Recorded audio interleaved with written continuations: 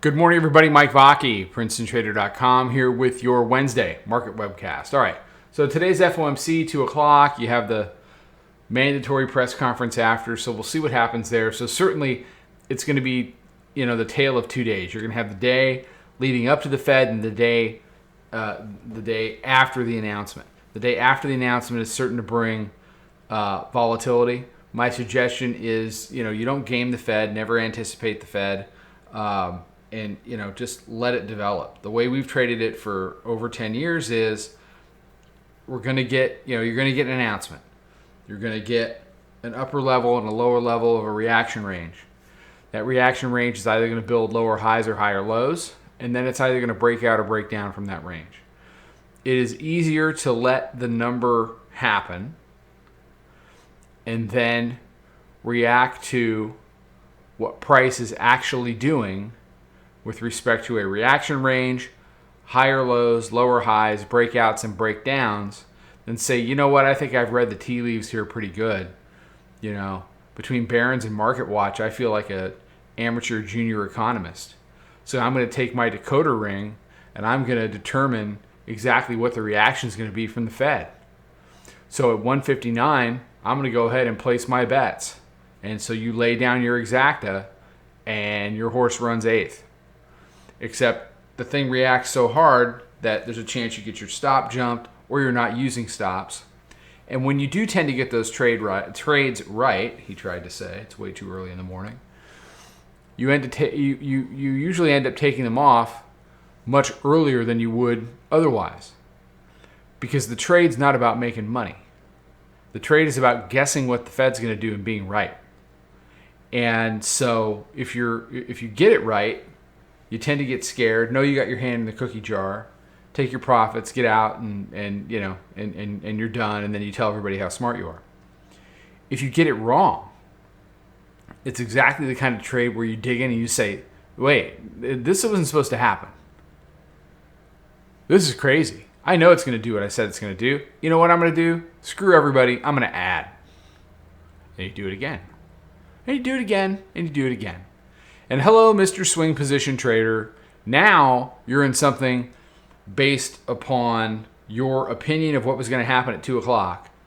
And if this thing decides to go into Friday, or if this thing decides to die into Friday, and you're on the wrong side of it, and there's no meaningful retrace, you're dead meat. And that's how accounts get nuked. So, again, don't game the Fed. Let a number happen.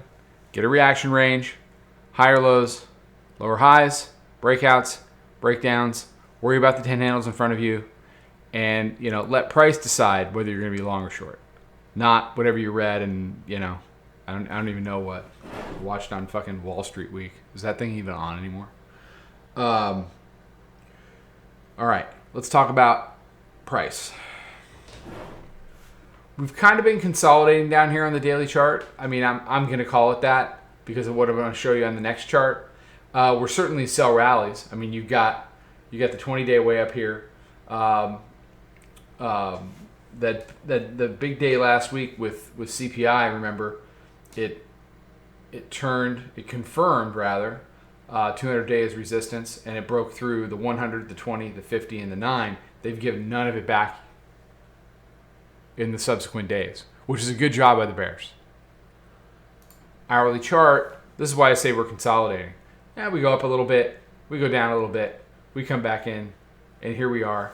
Right in that 38.80 area, which were those lows from a few weeks ago back, I want to say September the 7th. We're sitting right there. So this whole thing of the month of September has really been, once we sold off, we lifted, we sold off, but then it's like, okay, where are we going to find our feet?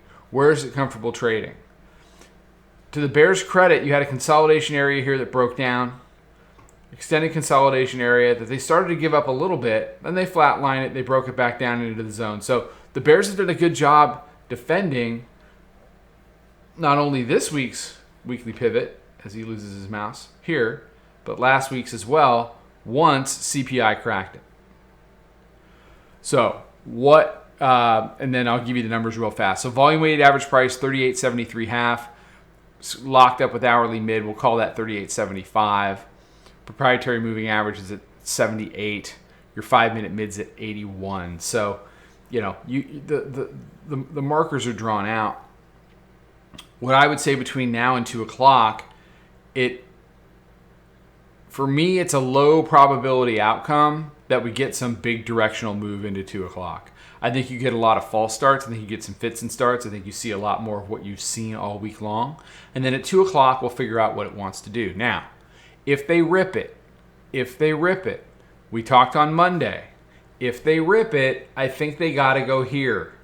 Maybe not today, but at some point. Okay? And then let the weekly pivot here decide whether we're just in the zone. Because all you'll see here is this. We were already here back on Thursday. Is this zone just going to widen out? How does the 9-day feel about it? Weekly pivot.